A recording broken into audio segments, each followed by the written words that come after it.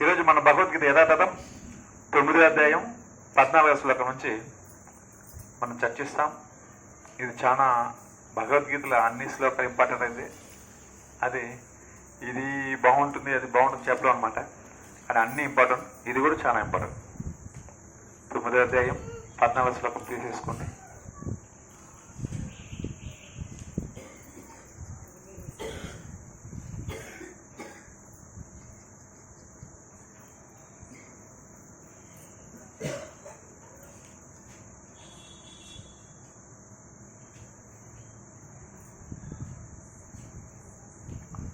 తీసుకున్నారా? చెప్పండి. సతతం కీర్తయంతో మాం యతం తస్య దృఢవ్రతః నమశ్చంతస్య మాం భక్త్యా నిత్యయుక్తా ఉపాసతే. సతతం కీర్తయంతో మాం యతం తస్య దృఢవ్రతః నమస్యంతస్య మాం భక్త్యా నిత్యయుక్తా ఉపాసతే. సతతం కీర్తయంతో మాం యతం తస్య దృఢవ్రతః నమస్యంతస్య మాం నిత్యయుక్తా ఉపాసతే. హరే కృష్ణ. ఇక్కడ తెలుగులో చదువుతారా? 9వ అధ్యాయం 14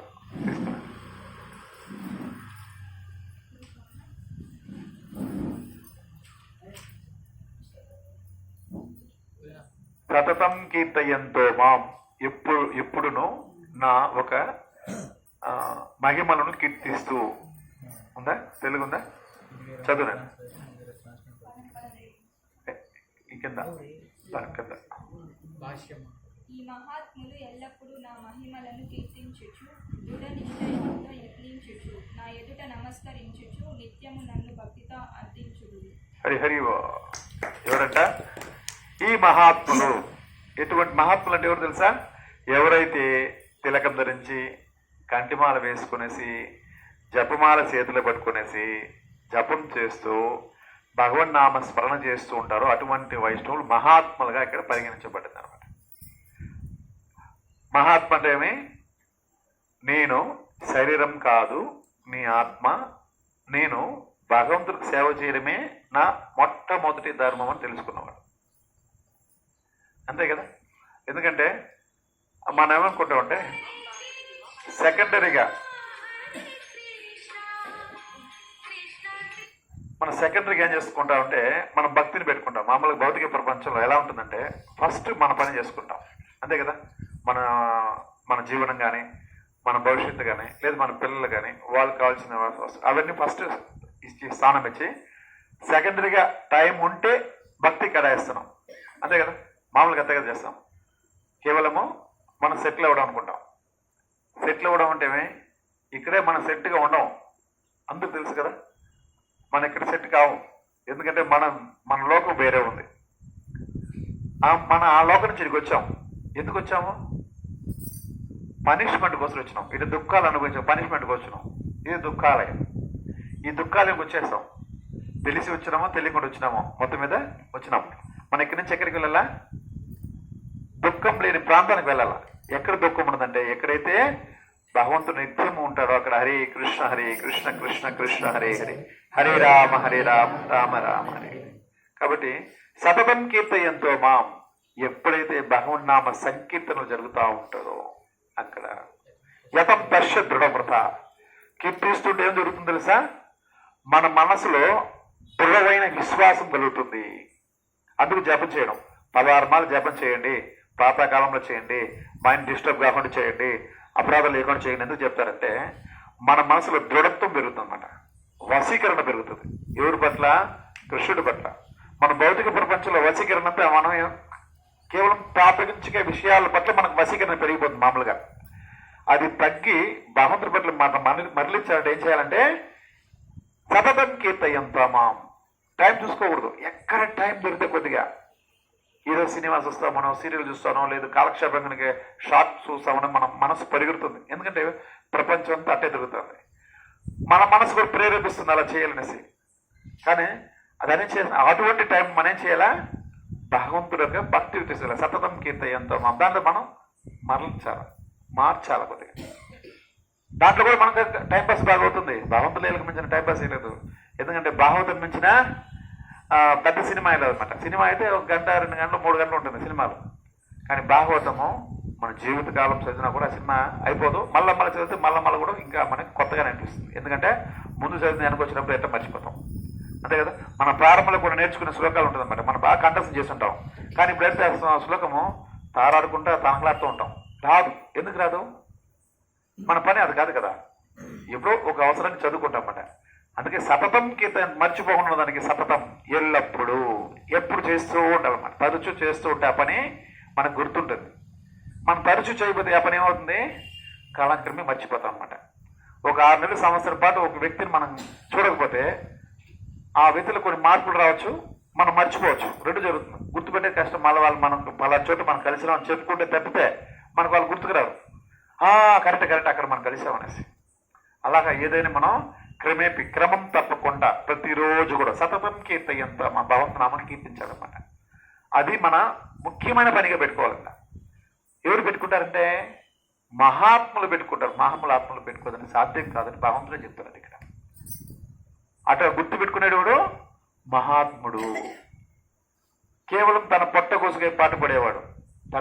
కేవలం దీనికోసమే పాటు పడుతున్నారు అందరూ కూడా.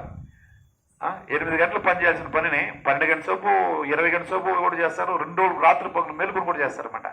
ఎందుకు? కేవలం సొమ్ము కోసమే. సొమ్ము వస్తుంది, ఆ టైం నుంచి పని చేస్తే మన ఆరోగ్యము క్షీణించిపోతుంది. క్రమేపీ అది కొద్దిగా మనకి యాక్టివ్నెస్ తగ్గిపోతుంది. తగ్గిపోయినాక మనం ఏం చేయగలము? రోగిష్లవుతాం. ఎప్పుడు యాక్టివ్నెస్ పోతుందో మనకి ఇమ్యూనిటీ పవర్ తగ్గిపోతుంది. ఆటోమేటిక్గా మనకు రోగం పాలవుతాం. రోగం ఎందుకు వస్తుంది? 2 రకాలు వస్తుంది. ఒకటి శరీరం మనం ఇబ్బంది పెడితే వస్తుంది, లేకపోతే పూర్వజన్మ కర్మ ఫలితం చేత వస్తుంది. పూర్వజన్మ కర్మ ఫలితాన్ని మనం తప్పించలేము, ఇప్పుడు మనం చేసే కర్మను తప్పించలేము. కానీ ఏం చేయాలి? మనము భగవంతుని నామస్మరణ చేయాలి, సంకీర్తన చేయాలి. సంకీర్తన అంటే ఏమి? అందరూ కలిసి కూర్చొని చేసేది సంకీర్తన. సమ్ పర్సన్స్ కొంతమంది కూర్చొని చేసేది సంకీర్తన. కలియుగం దేంట్లో మెన్షన్ చేయబడింది? నామ సంకీర్తన కలియుగ స్పెషల్ ట్రీట్మెంట్ అన్నమాట. ఆధ్యాత్మికంగా మనం పురోగతి సాధించాలి, నామ సంకీర్తన చేయాలి. ఎక్కడ భజన జరిగితే అక్కడ మనం ఏం చేయాలా? ఖచ్చితంగా వెళ్ళాలా. టైం ఉండదు. ఖచ్చితంగా టైం లేకపోయినా ఒకటి కేటాయించి ఎలా వెళ్ళాలా? ఎలా కుదురుతుందండి? మీకైతే పెద్ద పిల్లలు ఉన్నారు, మీరు వెళ్ళిపోతారు. మాకు ఎలా కుదురుతుంది? మా చిన్నపిల్లలు కదా, మాకు ఎన్నో పనులు ఉంటుంది. కొందరు పెద్దలు అయితే మాకు వయసు అయిపోయిందయ్యా, మేము ఎలా వస్తాము, మమ్మల్ని ఎవరు తీసుకుపోతారు అట్లా కొందరు. అంటే మీరు వెళ్ళాలని డిసైడ్ మీరు చేస్తే మీరు ఖచ్చితంగా దృఢవ్రత ఏంటో తెలుసా? మనం ఖచ్చితంగా సేవ చేయాలని దృఢంగా వ్రతం తీసుకోవాలి. అది వ్రతంలాగా చేయాలంట. వ్రతం అంటే ఎలా చేస్తారు?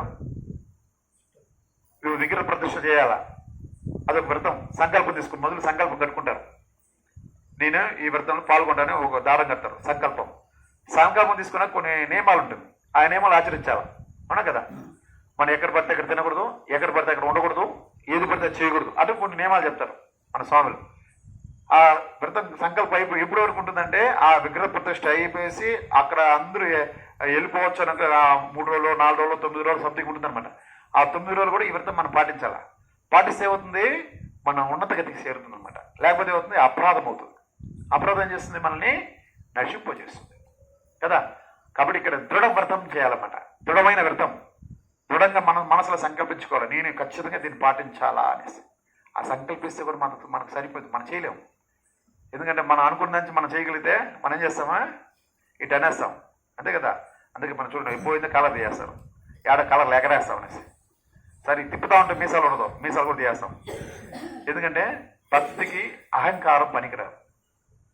ఇదన్నీ అహంకారానికి చిన్నాలన్నమాట. కొద్దిగా అర్ధకాలంలో పెట్టుకుంటారు. దీనికే కొద్దిగా అహంకారం ఉందండి. మా గురువు చెప్పాడు ఒకసారి. నేను ఫస్ట్ పోయిన కొత్తలో ఫస్ట్ 6 కాలర్ పెట్టుకున్నాను. నాయన బాగుంది, నేను జిబ్బా బాగుందన్నాను. సరే ఫర్వన్న కానీ అహంకారం పూర్తిగా వదలైనా అర్ధ అహంకారం పెట్టుకున్నాడు అనమాట. ఏది ఇప్పుడు పడ్డానా అంటే ఈ కాలర్ పెట్టింది అహంకారాన్ని గుర్తునేనా, నీ కాలర్ ఎగేస్తారు, నువ్వు అర్ధ అహంకారం వదులుకుని ఇంకొక అర్థం ఉందని అనమాట. అంటే రావడం దాన్ని గుర్తు చేస్తాను అనమాట. ఎందుకంటే మనం ఎప్పుడైతే అహం అకారం నేను కారణం అనుకుంటామో అక్కడ భగవంతుడు అక్కడ ఉండనమాట. మా అహంలో భగవంతుడు మనకు కనపడ్డు. ఎప్పుడైతే నేను దాసుడు అనే భావంతో మనం ఉంటామో, ఎలా ఉండాలా, దాసుడు అనే భావంతో మనం ఉన్నప్పుడు భగవంతుడు మనకి నామ గుణ రూప లీల 4 రకాలుగా మనం భగవంతుని దర్శనం చేసుకోవచ్చు. ఎలా చేసుకోవచ్చు? నామ రూప గుణ లీల, ఈ 4 ప్రకారాలు భగవంతుని దర్శనం చేసుకోవచ్చు అన్నమాట. నామం ద్వారా కలికాలే నామరూపే కృష్ణ అవతార భావతం చెప్తున్నమాట. కలియుగంలో కృష్ణుడు ఎలా అవతారం తీసుకున్నాడంట? నామరూపంలో. ఏ నామము? హరినామము. హరే కృష్ణ కృష్ణ కృష్ణ హరే హరే, హరే రామ రామ. కృష్ణుడు అవతరించిన అభిన్న నామనాం. భగవంతుడి యొక్క నామానికి భగవంతుడికి ఎటువంటి వ్యత్యాసము లేదు. కాబట్టి నామం జపించాడు. అందుకే మనం ఎక్కడ పడితే జపం చేసుకుని మాల కింద పడేస్తాం అనేసి ఇలా తిత్తి ఇచ్చి ఆ తిత్తిలో చేయబెట్టి రంచి మళ్ళీ జపం చేయించి మన ఆచార్యులు ఇంత పద్ధతి పెట్టారు. ఎందుకంటే ఇది బిల్డప్ కాదు, మనం వేసుకునేది. చాలా మంది అడుగుతుంటారు అనమాట, స్వామి మా కంఠమాల ఏంటి స్వామి, మేము కూడా భక్తి చేసుకుంటాం. కంఠమాల వేసుకోవడం అంత ఈజీ కాదు. వేసుకున్నా కూడా అంత సామాన్యంగా దాన్ని మనం ఆచరించలేము. ఎందుకు ఆచరించలేము అంటే మనం ఎవరున్నామో భౌతిక ప్రకృతిలో ఉన్నాము. మన చుట్టూ కలిపురుషుడు ఏజెంట్లు తిరుగుతూ ఉంటారు అనమాట. ఒకే ఒకడు పొరపాటు నామం పెట్టుకుంటే వాడు వెనకాల వాడిని లాగేదానికి వాడిని అడిగేదానికి 100 మంది ప్రశ్నలు అడుగుతారు. ఎందుకు నామం పెట్టుకున్నావు అంటే, కొందరైతే ఏ నామాలు పెట్టుకుని ఏమారుస్తాం అనుకున్నావు అనుకుంటారు అనమాట. ఏంది ఇది భక్తి చేసుకుంటున్నామండి, ఇది నామం పెట్టుకున్నాము, ఈ నామం పెట్టుకుంటే చాలా మంచిది. నామాలంటే ఎవరు అనుకున్నావు? సాక్షాత్తు శ్రీకృష్ణ భగవానుడు పాదాలు అనమాట. ఆయన చరణాలు పద్మ చరణం అనమాట. ఆ చరణం కింద ఉండే ఈ యొక్క గిర్ర తులసి దళం. ఎప్పుడైతే దీన్ని చూస్తామో మనకి కర్మ రిమూవ్ అవుతుంది అనమాట. ఎవరు చూస్తే అది కర్మ రిమూవ్ అవుతుంది. కానీ మనం చెడిసేదానికి చూస్తారు, కానీ మనం నామం పెట్టుకోవాలి చూడమాట. కొన్నాళ్ళకి అడుగుతారు, మళ్ళీ ఏం చేస్తారు, నామం పెట్టుకోతే మళ్ళీ వాళ్ళే అడుగుతారు, నామం ఎందుకు పెట్టుకోవాలి, నామం పెడితేనే బాగుంది మీకు అనేసి అటువంటి వాళ్ళు అడుగుతారు అనమాట. కాబట్టి ఈ యొక్క భగవంతుడికి చరణాలు ధరించి భగవంతుడికి నామం చేస్తూ ఇది పెద్ద వ్రతం లెక్క పాటించాలన్నమాట. అటు వ్రతం లెక్కలు ఎవరైతే పాటిస్తారో వాళ్ళకి నిత్యం భాగవత సేవయ ఎలా ఉంటుందంటే, నిత్యం భగవంతుడు సేవ చేస్తూనే ఉంటారు, సేవ చేస్తారు. దాంట్లో ఒక తృప్తి ఆనందం వాళ్ళకి లభిస్తుంది అనమాట. ఏమొస్తుంది? ఒక తృప్తి ఆనందం. మచ్చిత్త మద్గత ప్రాణ బోధయంత పరస్పరం కథయం దశ్చ మాం నిత్యం తుష్యంచిత రమంతిచ. ఎటుంటుందంటే ఆ భగవంతుడు నామం చెప్పుకుంటూ ఆ నామరూపకోణాలను చర్చిస్తుంటే మనకి అలసట రాదు, ఆకలి రాదు. పరిచంద్ మహారాజు సుఖదేవ మహర్షితో ఎలా చెప్పించుకున్నాడో 7 రోజుల పాటు నిద్ర ఆహారం లేకుండా చెప్పించుకున్నాడు అనమాట. ఎందుకంటే ఆయనకి అంత ఒక ఫోకస్ చేసుకున్నంత మనోభావం ఉందనమాట. మైండ్ని కాన్సన్ట్రేషన్ చేయగలిగినాడు. మన కాన్సన్ట్రేషన్ ఎలా చేస్తాము? మన మైండ్ 10 రకాలుగా పెరుగుతుంది, 20 రకాలుగా పెరుగుతుంది, 50 రకాలుగా 100 రకాలుగా పెరుగుతుంది అనమాట. మైండ్ని మనం కంట్రోల్ చేసేది కాలే. అప్పుడు కుదిరింది. ఎప్పుడు? ఎందుకంటే అది కలియుగం కాదు కాబట్టి, అది ద్వాపర యుగం కాబట్టి ఆయన కుదిరింది. ఈ కలియుగంలో చాలా కష్టం అంట. కాబట్టి ఆ మనస్సుని మనం మరలించడానికి, మనసుకి అలవరచడానికి మంత్ర ఇస్తాం అనమాట. మన్ అంటే మనసు, త్ర అంటే తొలగించడం. మనసులో కల్మిషాంతరం తీసేసేది మంత్ర. మంత్రాన్ని నెగ్లెక్ట్ చేయకుండా 1 మాల చేస్తామండి, 2 మాలు చేస్తామండి, 3 మాలు చేస్తామండి. చరమ పోతే పోనని ఏ కృష్ణుడిని బెచ్చగాడా అంటే తీసుకుపోయేదానికి ఆయనతో మనతో ఆయనకి అవసరం లేదు, ఆయనతోనే మనకు అవసరం అన్న కదా. మన ఆయన సాటిస్ఫై చేయాలా. ఊరికనే జపాలు తెలుసు నేను భక్తుడని తలకి పెట్టుకొని మన భక్తుడు కాదు. 16 మాలలు, 4 నియమాలు, ఏకాదశి, ఇకపోతే గోపూజ, తులసి పూజ.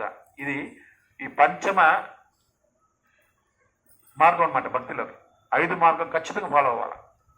ఏం చేయాలా? 16 మాల జపము, 4 నియమాలు పాటించడము, మళ్ళా ఏకాదశి వ్రతం పాటించడము, గోపూజ, తులసి పూజ.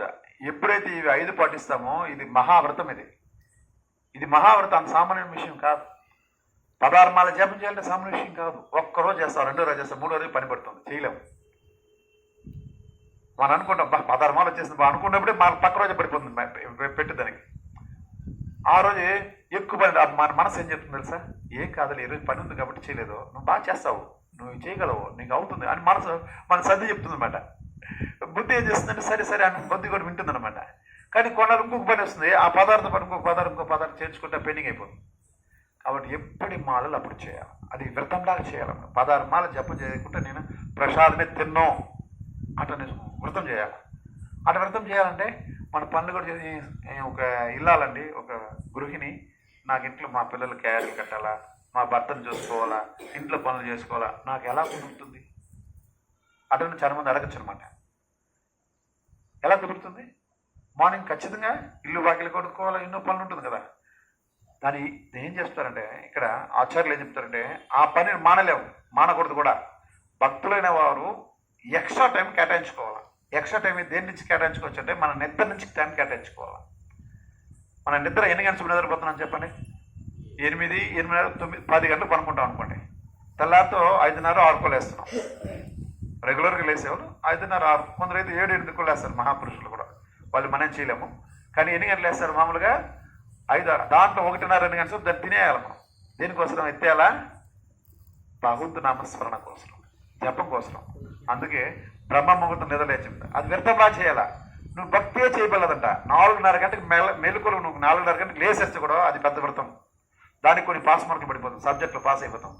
ఈ భక్తిలో సబ్జెక్టులో వేకువనే నిద్రలేని పెద్ద సబ్జెక్టు, అది ఒక సబ్జెక్టు. ఆ సబ్జెక్ట్కి ఏమవుతుంది? దాన్ని టిక్ కొట్టేస్తారు, పాస్ మార్క్. ప్రతిరోజు కూడా బ్రహ్మ ముహూర్తం లేసింది అంటే అనారోగ్య పరిస్థితి, ఎక్కువ అలసట, వల్ల కాలేదు, అప్పుడు పర్వాలేదు. అంతేగాని అది మనం అలవాటు చేసుకోకూడదు. ఎప్పుడు మనం బ్రహ్మముహూర్తం లేసి మన మాలని ఎప్పుడైతే మనం కంప్లీట్ చేస్తామో అప్పుడు దాని పట్ల మనకి రుచి వస్తుంది, మన ఆనందం వస్తుంది. అందుకే నవవిధ భక్తి మార్గాల్లో, భక్తి అంగాల్లో ఏం చెప్పినారంటే, శ్రద్ధ, సాధుసంగ, భజన క్రియ, అనర్థనిష్టి, నిష్ఠ, ఆసక్తి, రుచి, భావం, ప్రేమ. ఇది నవవిధ భక్తి అంగాలన్నమాట, స్టెప్స్. భక్తికి ఉండే ఒక అనుభూతి అనమాట.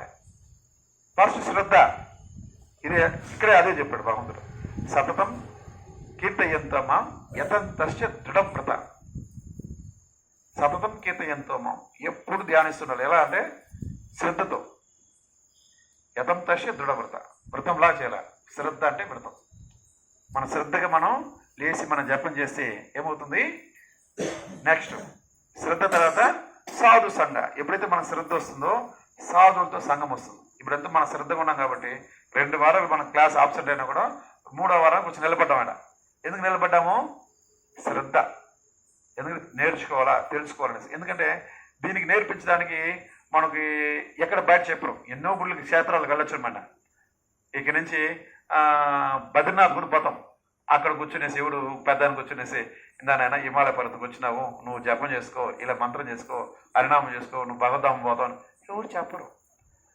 తీర్థం పెడతారు, ప్రసాదం పెడతారు, 3 దురుకులు వచ్చేస్తాం. ఏ గుడికి పోయినా ఇంతే సంగతులు. అది కాశీకి పోయినా అంతే, వారణాసికి పోయినా అంతే, ప్రయాగ క్షేత్రం పోయినా, ఎక్కడా పోయినా కూడా నీకు మంత్రం చెప్పించేవాళ్ళు, నీ మనసును మార్చేవాళ్ళు, నీ యొక్క తత్వం చెప్పేవాళ్ళు ఏడా లేదనమాట. ఏడుంటారు? కేవలం ప్రభుపాదుల అనుగ్రహం చేత ఇస్కాన్ టెంపుల్ చెప్తారు. ఏమని?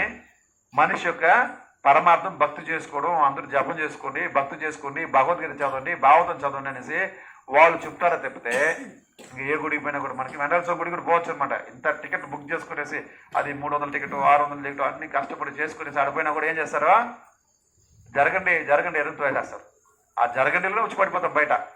క్యూలో లేనట్టు ఏమనుకుంటామో, బా ఎంత లేట్ అవుతుందో, బా ఈ బలి లేట్ అయిపోతాం, బలి సతాయిస్తారు వీళ్ళు, బలి దర్శనం కాదంటాం. ఆడిపోయినాక అప్పుడే తోసేస్తారంటాం. అక్కడ క్యూలో ఉన్నప్పుడేమో ఇంకా పోలేదంటాం. బయట పంపించేసేటప్పుడు ఇప్పుడే పంపించేదంటాం. అక్కడ కూడా ఎంత ప్రాబ్లం చేస్తా. ఈ మధ్య నేను శ్రీరంగము, కుంభకోణం, తంజావరం రౌండ్ వేసుకొచ్చానమాట. వచ్చినప్పుడు క్యూ లైన్ పెట్టినారు. ఎందుకు పెట్టారు తెలుసా? కమ్మీలు పెట్టి 6 అడుగులు ఎత్తున క్యూ లైన్లా పెట్టున్నారు. దాన్ని కూడా ఎక్కువ దూకేస్తూ ఉంటే మన మనుషులమా గొర్రెలమా? మళ్ళా మనకు వాళ్ళకి ఐదు అంత ఎక్కువ మనకు ఆంధ్రాలో కనిపినారు దూకేవాళ్ళు. బాధేస్తుంది నాకు. మన ఆంధ్రాలో ఎంత మూర్ఖంగా ఉన్నారు ఆ స్వామి అనేసి. వాళ్ళు చూసారంటే తిడుతున్నారు, ఈ ఈ ఆంధ్ర వాళ్ళు వస్తే దరిద్రంగా చేస్తారు స్వామి అటని వాడు తనులు అయినా తిడుతున్నారు. అదే బాధేస్తుంది. మన ఆంధ్ర పరువుని మాలేసుకోకుండా గుమ్మ ఇంట్లో కూర్చోవాల్సింది మీకు అర్జెంటుగా ఉంటే, లేదా దర్శనం మానేసి వేరే గుడికి పోవాల్సింది రష్ ఎక్కువ ఉంటే. ఒక 10 నిమిషాలు ఒక అర్ధగంట ముందు వెళ్ళిపోయేసి మీరు ఎవరిని కాపాడపోతారు, ఎవరిని ఉద్ధరిస్తారు? మన సనాతన ధర్మాన్ని మన సంస్కృతిని ఆడ నాశనం చేస్తున్నాం. వాళ్ళు పోయేది కాదు, చిన్న పిల్లలు కూడా తీసుకుపోతారు అభిసం మాలేసి. ఆ పిల్లలు కూడా ఇప్పుడే తప్పులు దారి పట్టించడం నేర్పిస్తున్నారు. ఎలా తల్లిదండ్రులు మనం ఎక్కడ సరిపోతాం? మన భావితరాలకి భవిష్యత్తులో ఉండడానికి మనం ఏం నేర్పించాలా? నీతి నిజాయితీ ధర్మం నేర్పించాలా? తల్లిదండ్రులు స్వయంగా నేను పక్కన నిలబడుకుని తప్పు చేపిస్తే ఇంకా అది కూడా గుడిలో భక్తి మన పాపాలు పోకూడదు కానీ మందిరానికి వెళ్తాము, ఆడపోయి కోటానుకోటి పాపాలు తెచ్చుకుంటాము. ఏం చేస్తారంటే ఈ యొక్క గోపుర దర్శనం కోటి పుణ్యం ఉంటారు, వీళ్ళు చేసేది కోటి పాపాలు. అలా చేయకూడదు, ఎన్నడూ కూడా అలా చేయకూడదు. ఇంకో గుడికి పోయినాను, మహాభక్తులు స్త్రీలు ఏం చేస్తారంటే ఈ అందరి పావాల కవర్ తీసుకొచ్చి దాన్ని రాయి పెట్టి ఉయ్యాలు కట్టినారు. మైకా కవర్లు ప్లాస్టిక్ నిషేధం అంటారు. వాళ్ళు బిడ్డలు కావాలంట, బిడ్డలు కావాలి కాదనట్లేదు. దాని ఒక సనాతన ఒక ధర్మం ఉంటుంది కదా. పూర్వంలో మాకు కూడా కొన్ని ఇది వచ్చినప్పుడు ఈ ఆడవాళ్ళ చీర మా పాపకైతే పట్టు చీర చించినాం. పట్టు చీర చించి 10,000 రూపాయలు పట్టు చీర కొంగు చించి కట్టినాం. వద్దు, వాయిల్ చీర కట్టండి, అది కూడా వద్దు. కనీసం ఒక జాకెట్ ముక్క లేదంటే కనీసం ఒక ఖర్చీపు దాంతో కట్టచ్చు. మీకు అంత చీర మీద మోసుంటే కూడా బిడ్డల కంటే ఏది అంత గొప్పదేం కాదు. మనం ఎందుకు పోతున్నాము? భగవంతులకు వారం పొందాము. ఈ 10,000 వచ్చి మన జీవితంలో మళ్ళామా 5,000 రూపాయలు 2,000 రూపాయలు చేరుకున్నామా? ఏంది అంత కాగితాల నుంచి కట్టి ఉంటారు, మళ్ళీ బాధ చేస్తున్నారు సనాతన ధర్మం. వీళ్ళు భక్తి చేసేది ఎందుకు ఎట్ట బిడ్డలు పుడతారు? పుట్టినా ఆ పనికిరాని కాగితాలు కడతారు కాబట్టి పనికిరాని బిడ్డలు పుడతారు, అంతే కదా. ఇస్తారు భగవంతుడు తదాస్తు, నువ్వు ఏది చేసావు అదే కదా. ఏ విత్తనం వేస్తే అదే చెట్టు కదా వస్తుంది. మనం ఎటువంటి విత్తనం వేసామడా పనికిరాని ఒక అలవాటు మనం చేస్తే ఆ పనికిరాని సంతానం మనకు వస్తుంది. రాక్షసులై పుడతారు పిల్లలు. ఎందుకంటే మేము నిందించడం లేదు, ఇలా చేయకూడదు, తప్పు అని చెప్తున్నాం. ఎందుకంటే అది ధర్మం కాదు. కాబట్టి మన సనాతనం ఆచరించడమే భక్తి యొక్క ప్రాముఖ్యత. భక్తి మనం చేస్తున్నామంటే ఏం చేయాలా? యతంతశ్య దృఢ వ్రతంలాగా చేయాలి. వ్రతం చేసే మధ్యలో మనకి ఎటువంటి ఆటంకాలు రాకుండా ఫస్టే మనం దానికి జాగ్రత్త పడాలి.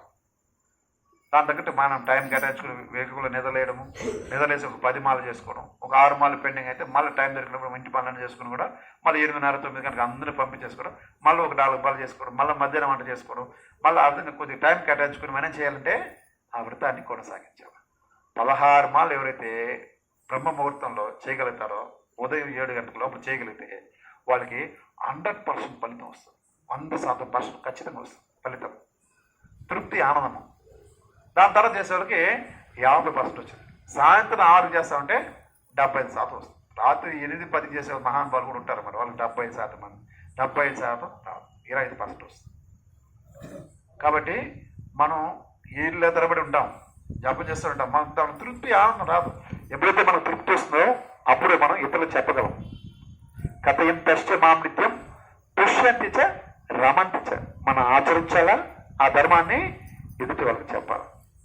మనం ఆచరించుకుంటా అందరి ధర్మం బోధిస్తారు. చాలా మంది ఇప్పుడు టీవీలో ఉంటారు, ప్రోగ్రామ్ ఇస్తూ ఉంటారు, ఎన్నో ఆధ్యాత్మిక కార్యాలు చెప్తుంటారు మన పెద్దవాళ్ళు, మంచిగా ఉంటారు. వాళ్ళు చెప్పేది ఒకటి ఉంటుంది, చేసేది కూడా ఉంటుంది. అప్పుడు మనకి వాళ్ళు చూస్తే మనకి ఆకర్షణ రాదు, వాళ్ళు చేయాలనిపించదు. కాబట్టి మన జీవిత ధర్మం ఏం చేసుకోవాలా? దృఢవ్రత. అటువంటి వాళ్ళు మహాత్ములు, మామూలాత్మలు కాదని కృష్ణుడి దగ్గర కీర్తిస్తున్నారు. భక్తి అంత సామాన్య విషయం కాదు. భగవంతుడు మనకు మనుషులకు వచ్చిన మాన్యువల్ ఇది భగవద్గీత. భగవద్గీత ఎటుంటుంది? మనిషి యొక్క మాన్యువల్. ఎంతో మంది ఆచార్య గురు పరంపర ప్రతి ఒక్కరు పాటిస్తున్నామంట భగవద్గీతని. ఇంతెందుకు ఇంగ్లాండ్ సిటీలో, బ్రిటన్లో వాళ్ళంతా కూడా భగవద్గీత టెక్స్ట్ బుక్ గా పెట్టారు, భగవద్గీతని పాఠ పుస్తకంగా పెట్టున్నారు. మనం చేస్తున్నాము సినిమా యాక్టర్ గురించి పెట్టుకుంటున్నాం పాఠ పుస్తకాలు. సావిత్రి ఎన్ని సినిమాలు తీసింది, ఎన్టీఆర్ స్వామి ఎన్ని సినిమాలు తీశారు, ఇదన్నీ మనం చదువుకుంటున్నాం. లేదంటే కిరీటాక కపిల్ దేవ్ గవాస్కర్ గురించి చదువుకుంటున్నాం.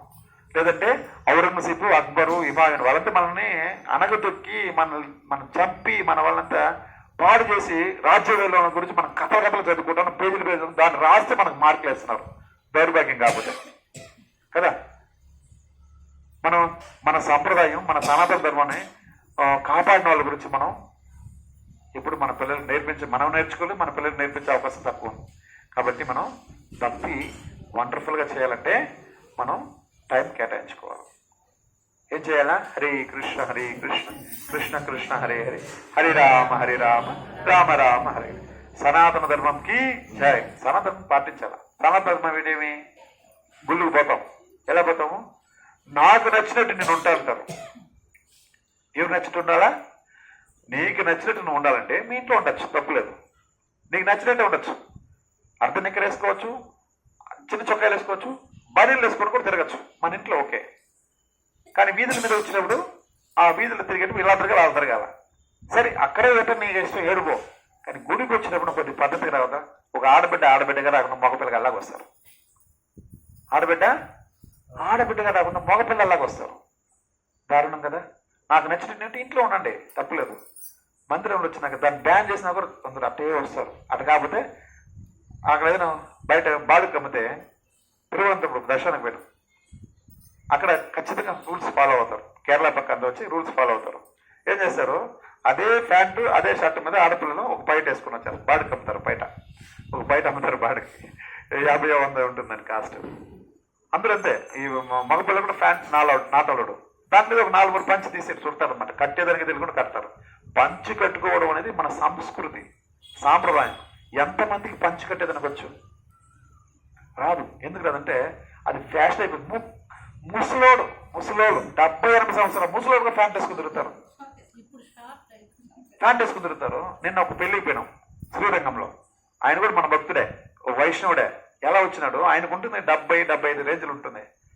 ఆయన ప్యాంట్ వేసుకునేసి ఇన్సర్ట్ చేసుకుని దాన్ని బెల్ట్ కట్టుకుని వచ్చాడు అనమాట. ఇంత పెద్ద పట్టు పెట్టుకుని వచ్చాడు. ఇదే సరిగ్గా జరగలేదండి అట అన్నాడు. ఏం జరగలేదంట? సాంబార్ తగ్గిందంట. కొద్దిగా సాంబార్ తగ్గితే వచ్చేదాకా వెయిట్ చేయాలి. సరిగ్గా గమనించలేదంట అన్నాడు. ప్రభు, సాంబార్ తగ్గిపోయిన గురించి మాట్లాడుతున్నావు, నీ సనాతనం గురించి తగ్గిపోయినావు, దాని గురించి చెప్పిన మాట అన్న వాట అన్నాడు. నీ వయసు ఏమి, నీ డ్రెస్ ఏమి, నువ్వు భక్తుడు కదా ఆటనా? అదిలే సమ్మె వేస్ట్ అయిపోయిన కట్టికరంటాడు. అంటే ఇది పాడైపోతుంది వేసుకున్నారంట. మన సనాతనం పాటించాలి కదా. ఇంకా అందరి పిల్లలు ఎట్లుంటారో నాకు తెలియదు మరి. కాబట్టి మనం వయసు తగ్గట్టు ఆట ఆడాలి. చిన్నపిల్లలకి వెడల్పు పట్టీలు వేసుకుంటే బాగుంటుంది, చలిని తిరిగితే బాగుంటుంది. పెళ్ళైన తర్వాత ఏం చేయాలా? ఆ పట్టీలు కాస్త సైజు తగ్గుతుంది, ఆ చలి కూడా కొద్దిగా తగ్గుతుంది. ఆ చిన్నపిల్లలు వేస్తుంటే గలుగలు వేసుకుని ఒక అబ్బాయి తిరిగితే ఏమంటారు? దెయ్యం అంటారు. అవునా కదా. అది వయసు అల్లుడు వచ్చినాడు అనుకో, ఆ గజ్జలు కూడా ఉండదు. బంగారు వెండి అనేది ఆడవాళ్ళకి అలంకారం, అది వయసు తగ్గట్టు మారాలి. అవునా కదా. చిన్నపిల్లలకి పెద్ద అయినాక చేసుకుంటాండి, ఏం చేయాలి?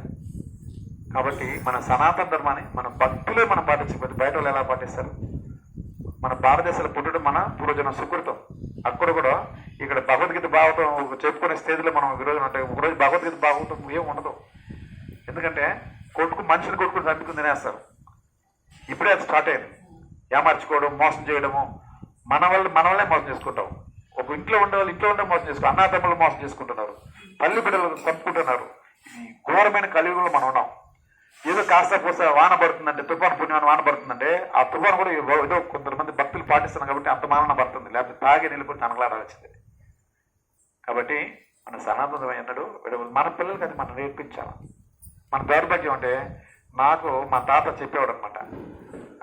మన గుళ్ళో విశేషాలు, ఇక రామాయణం, మహాభారతం అన్ని ఏదో చిన్న చిన్న కథలు చెప్పేవాళ్ళు. అప్పుడు వీధి నాటకాలు వేసేవాళ్ళు. అక్కడంతా పోయి మనం భగవద్గీత భాగవతాన్ని వీధి నాటకంగా వేస్తున్నారు. అప్పుడు మనం వింటా ఉన్నాం. కానీ ఇప్పుడు ఏం చేస్తున్నాం? మన పిల్లలకి మనం కథ చెప్పుకునే అవకాశం లేదు. ఎందుకంటే వాళ్ళ కథలన్నీ కూడా ఈ ఫోన్లోనే ఉన్నాయి. ఫోన్లో, టీవీలోనే ఏదో యానిమేషన్ వాళ్ళు వేస్తారో, ఏదైతే యానిమేషన్ వస్తారో అది కరెక్ట్ అని వాళ్ళు నమ్ముకుంటారు. వాళ్ళు అట్టే పొడుస్తున్నారు. దాంట్లో పనికొచ్చేది పనికిరాదు అన్నీ వస్తూ ఉంటాం. కాబట్టి మన పిల్లల్ని మనం జాగ్రత్తగా కాపాడుకోవాలా. మనందరికీ భక్తిని మనం చేస్తూ మన పిల్లలతో చేయించాలి. అది మన ధర్మం. నిజమైన తల్లిదండ్రులు ఎవరంటే తన భక్తి చేస్తూ తన పిల్లలు కూడా భక్తి మార్గం తీసుకురావడం నిజమైన తల్లి. అటువంటి తల్లిదండ్రులే ఉన్నత స్థాయి డివోటీస్ అన్నమాట. లేకపోతే నేను నా భక్తి చేసుకుంటాను, నా పిల్లల్ని వదిలేస్తాను, అది కూడా భక్తి కాదు. నీ వరకు భక్తి చేస్తాను, మా పిల్లలకు చేయని నేను చేయనంటే అది కూడా భక్తి